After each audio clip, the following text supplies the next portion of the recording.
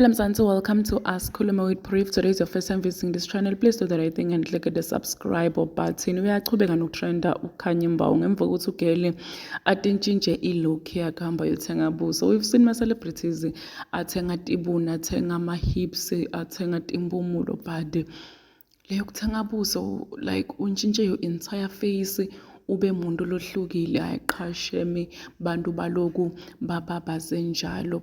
Like people are even shocked ukuthi what's gonna happen to her ID because ukuthi ID guys thenga ukuthi ufane nebuso so masakahlukile buso sebungalenye oh my god khanye imbawu like akayekeli kusicakasheme but labanye abantu abamjaji labanye abantu bayasho nje ukuthi nabo if bebanemali bebangakwenda lokho bebangakwenda. The reason why labanye bababaza it's because maybe ba broke uyakubona.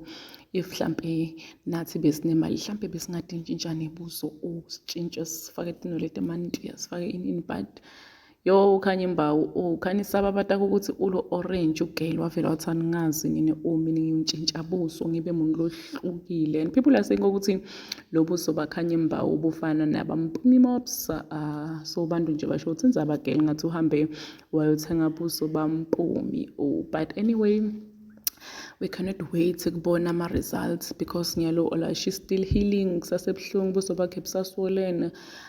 I cannot wait nje ukuthi ngibone final product mina ukuthi iyoba njani. Sithembe ukuthi ugele udoba muhle and won't regret this decision. Please subscribe or share this video. Comment your thoughts down in the comment section. Don't forget to hit the notification bell so that you can be notified whenever I upload a new video. This is the end of my video. I am signing out. Goodbye.